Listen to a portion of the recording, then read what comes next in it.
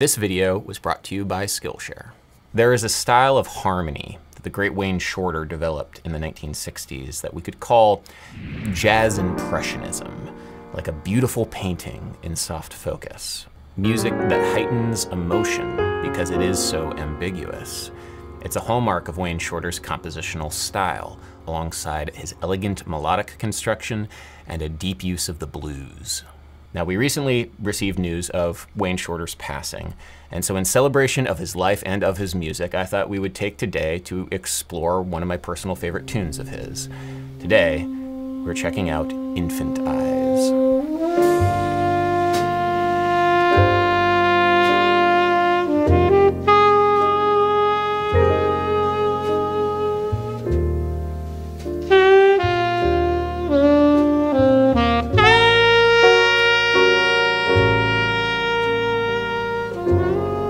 It can sometimes be hard to wrap your brain around Shorterian harmony, Wayne Shorter harmony, TM. Seriously, there are like people right now who are throwing their PhDs at his music. New theories are having to be developed to accommodate some of his innovations. I'm gonna do my best today to not overanalyze anything and thereby kill the beauty in the music for yourself and for me, quite frankly. But as a practical matter, it's helpful for jazz musicians to understand the relationship between chords and keys, because that relationship gives you information on what kind of melodic vocabulary you can use when you improvise. And so as a matter of practical concern, jazz musicians need to be able to identify the relationship between chords and keys to play with other jazz musicians. And this presents problems sometimes with the music of Wayne Shorter. His harmony seems like there is some kind of functional relationship, and yet very often there isn't. His harmony instead has tonal ambiguity. It's impressionistic. The same way that it might be difficult to figure out the subject of an impressionistic painting compared to a photorealistic one, it's sometimes difficult to find the relationship of Shorter's harmony to a given key. So the first four chords of Infant Eyes are G minor 7, F minor 7, E flat major 7, and A7 flat 9, also with the 13 on it. A musician who tries to do pattern matching with this harmony and scans their database of patterns might try to assign these chords to the key of E flat, because G minor 7 is the 3 minor 7 in the key of E flat, it's a diatonic chord. F minor 7 is the 2 minor 7 in the key of E flat, it's also diatonic. And of course, E flat major 7 is the 1 major 7 in the key of E flat. A7 flat 9 is the odd one out, but don't worry, we will get to that one. So if E flat is the key, you can play your E flat melodic vocabulary that you have practiced on your instrument over the first couple of chords on Infant Eyes during your solo. Many transcriptions of the tune have an E flat key signature, suggesting that is how we should think about the chords. But to me, the key of E flat, the subject of the harmonic painting, makes the most sense if this was in like a Tin Pan Alley style or a bebop style, two styles which predated Wayne Shorter's compositions in the 1960s. If Wayne Shorter was writing with that kind of harmonic vocabulary, Infant Eyes would sound something like this.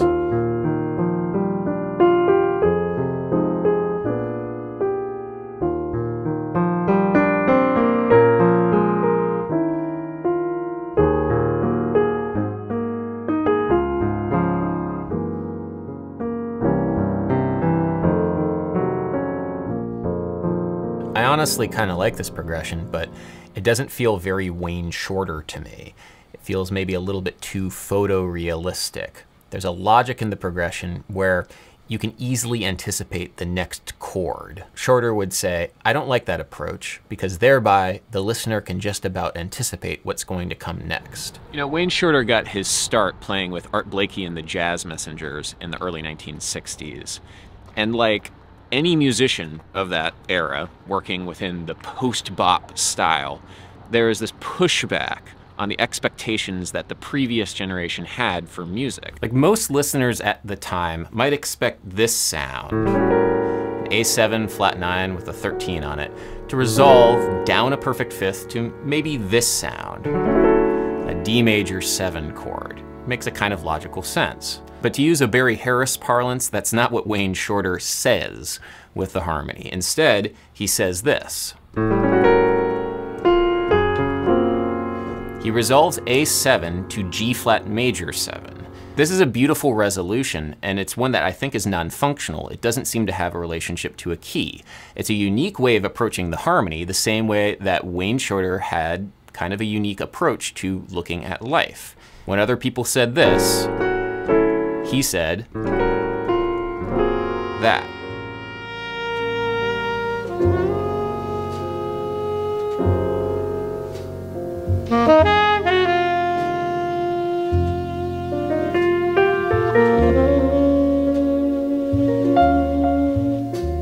Wayne Shorter wrote Infant Eyes in honor of his daughter Miyako. Infant Eyes was written when Miyako was an infant. She was about 6 months. It has repetitions at certain levels. A repetition, a sequence so many steps up. Another repetition of the melody, another same shape. How's that saying go? Repetition, repetition. Help me out. There's a repeating 2-bar rhythmic motif that holds the melody of Infant Eyes together. To me though, it doesn't feel overly repetitive because the melody has a very strong arc that connects a series of structurally important tones. This style of melodic writing can be paralleled to the classical and Baroque technique of cantus firmus. Cantus firmuses were slow-moving melodies, often popular Gregorian chants, that were used as the foundation in compositions, against which other melodies were developed and contrasted. This technique was fundamental in the development of European classical music, but also has found use in jazz and popular song from the early 20th century. This is Shorter's elegant melodic structure that's useful for improvisation. If we just play the structurally important tones of the melody of Infant Eyes, its cantus firmus, it becomes clear that the tune really isn't in E flat. That's not the point of rest. I mean, listen to it again. Its zenith, its highest pitch, is B flat, and its nadir, its lowest pitch, is also B flat. That's the note that it ends on too. Even if the harmony might be a little ambiguous, the structure of the melody is telling me that B flat is home. It's the tonic. We might start the tune with the impression of the key of E flat, but by the end of the phrase, the subject becomes clearer. With that in mind, I'm hearing this G flat major 7 as the flat 6 in the key of B flat. This chord to me really does have flat 6 vibes. It has that particular color that I associate with that function, so we'll call this flat 6. From there, we have an F7 sus4, the 5/7 sus4 in the key, which Herbie Hancock usually voices as a C minor 7 over F. So we're hearing a G natural, the natural 9 that contrasts with the G flat root of the chord that we just heard. Then we have an E flat minor 7, the 4 minor 7 in the key, followed finally by a B flat 7 sus4 chord, which feels to me like home, the tonic. There's something very interesting in this cadence though, because unlike Tin Pan Alley harmony, which normally features 2-5-1 root motion, this cadence ends on a 5-4-1 root motion, which is the turnaround at the end of the classic 12-bar blues pattern. To me, this kind of has a blues feeling embedded in it. Check out Robert Johnson's Me and the Devil Blues, for example. And I said, hello, Satan, I believe it's time to go. The cantus firmus itself is basically a B flat minor pentatonic scale, which is fundamental to blues melody, and the melody ends on a flat 3 resolving down to a 1, which is a common melodic gesture in the blues. Blues melodies often go back and forth between minor and major thirds, and having this B flat 7 sus4 be your tonic chord for Infant Eyes means you can use blues vocabulary which goes back and forth between the minor third and the major third, no problem with this particular kind of harmony. Was walking side by side. The relationship that this tune has to the blues might be subtle at first, but it becomes very apparent as the composition unfolds. Let's listen a little bit more.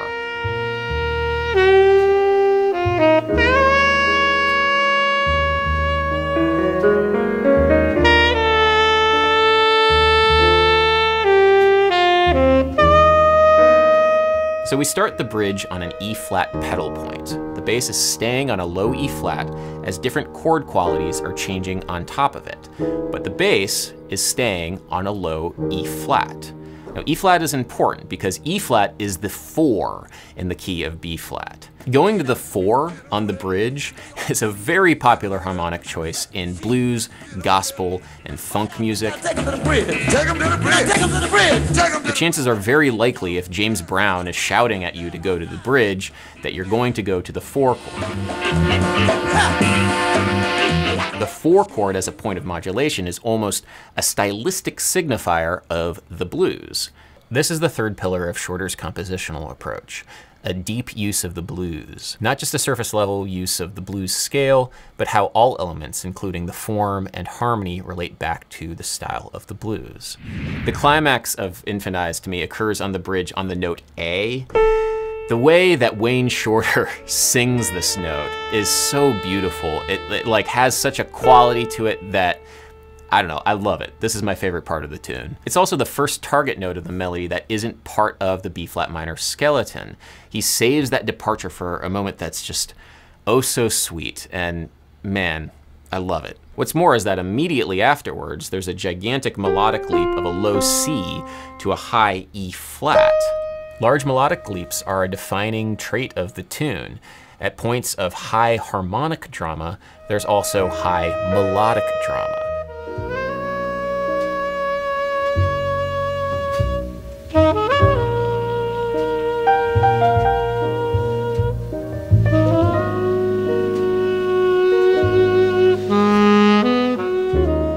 By having so much space in the melody, Infant Eyes is a slow jazz ballad.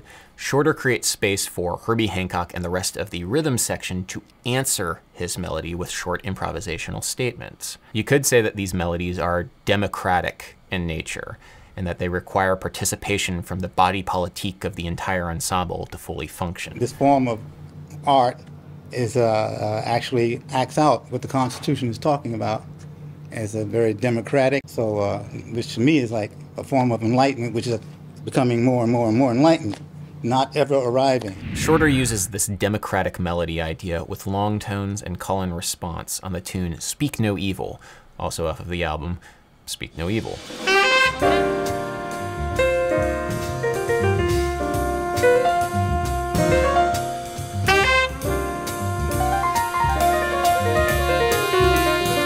You could contrast this melodic style to the complex, authoritarian melodies of bebop, which have less space for participation and a much more rigidly structured hierarchy.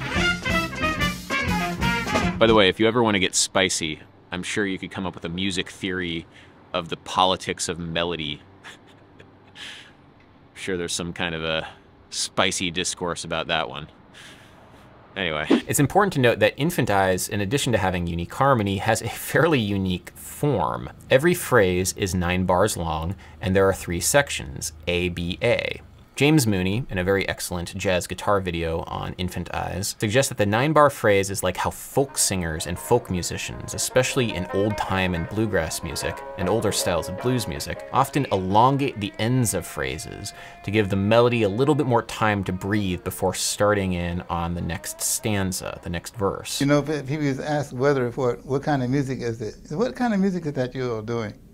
And Joe Domino used to say, oh, this is folk music of the future. You can also relate the asymmetry of the form of Infant Eyes back to the blues. Infant Eyes is an A-B-A form. There are 3 distinct sections, and a 12-bar blues has 3 distinct lines. It's also asymmetrical. Again, the more you listen, there are always parallels that you can find that go back to the blues.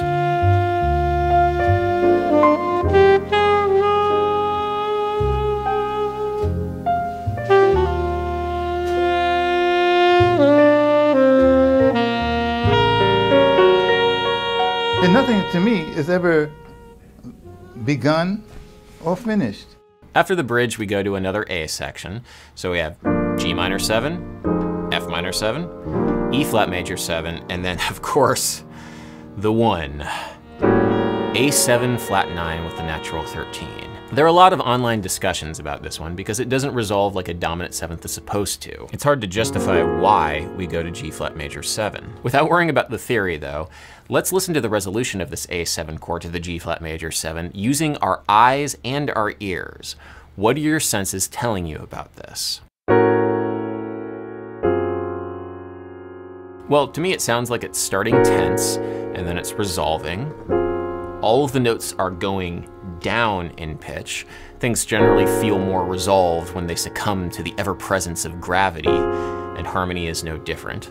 All of the notes in my right hand were going down by a diatonic step.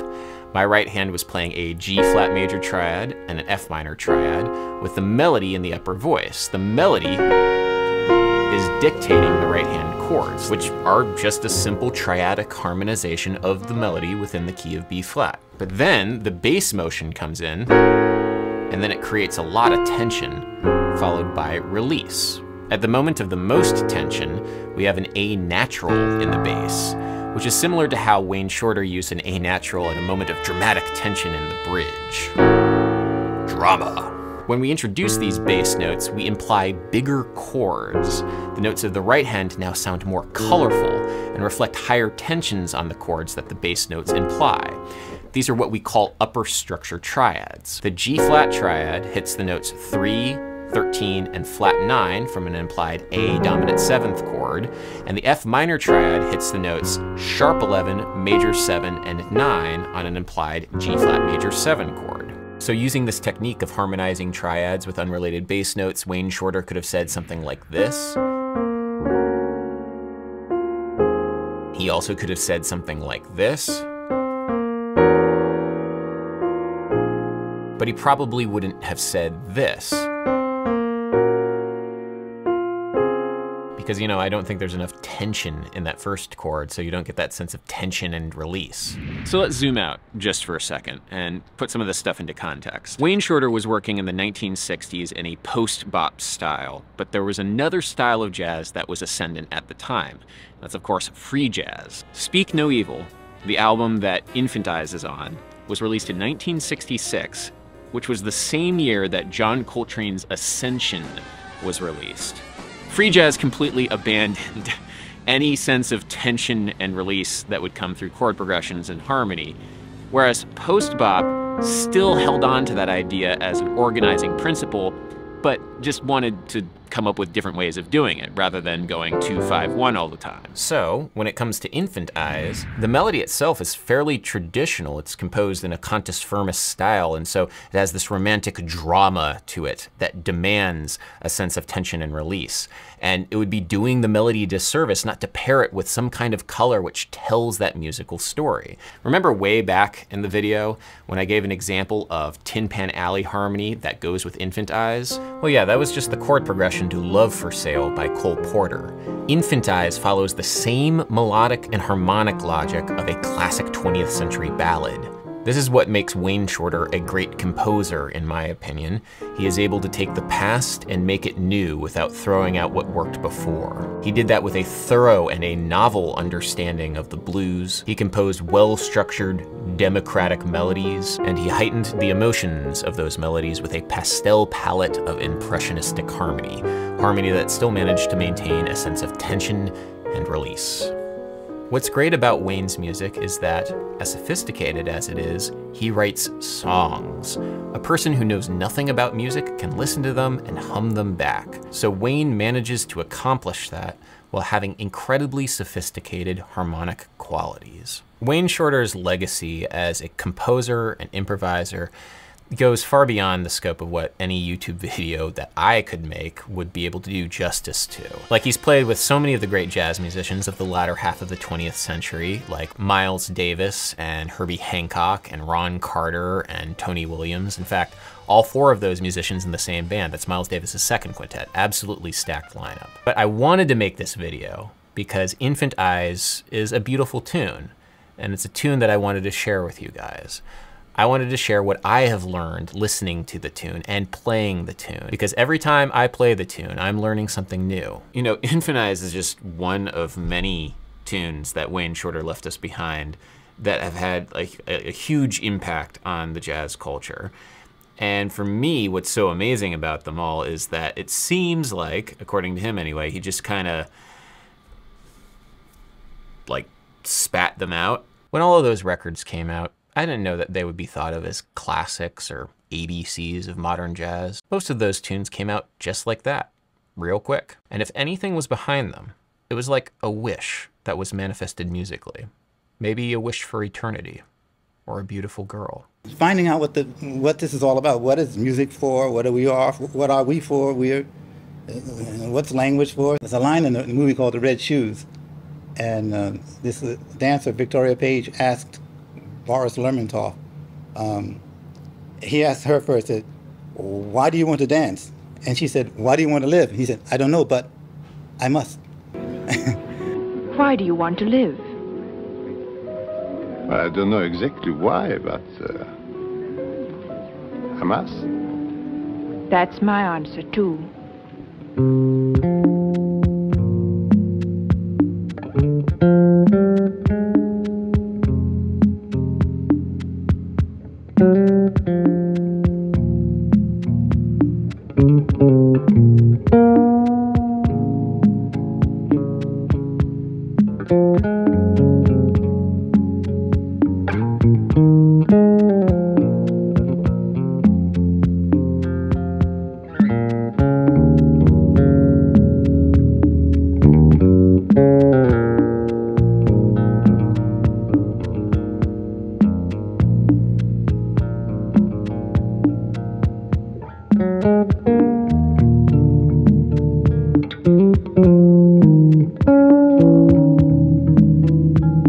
Look back at my life, and I seen what led me up to the point where I am now, the present moment. Instead of taking the path most tread upon, maybe it's time for me to take the path least tread upon. The road least traveled is the road that many people do not travel.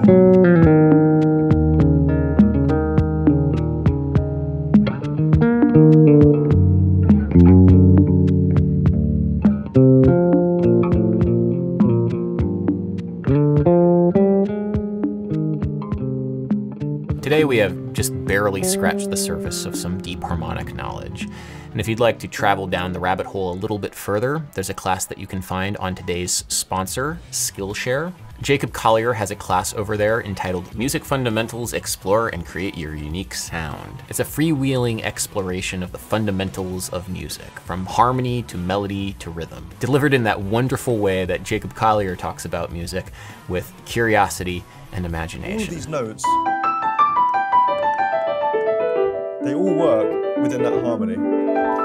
But music classes aren't the only thing that you might find on Skillshare. There's quite a lot more. Skillshare is an online learning platform that you may recognize for its creative classes in photography, music, art, and design. But it's also useful for professional development in subjects like management skills, computer programming, and UX design. There is a lot of new stuff on the platform, so I personally appreciate the curated learning paths. Their learning paths are a great place to learn what you need to learn, if that makes sense. Guidance in exploring subjects is sometimes hard to find on the internet, but Skillshare is designed specifically to help you for this. If you're interested in joining, the first 1,000 people to click the link in the description will get a 1-month free trial of Skillshare. Thanks everybody so much for watching. Thank you to Skillshare for sponsoring this video, and until next time, everybody.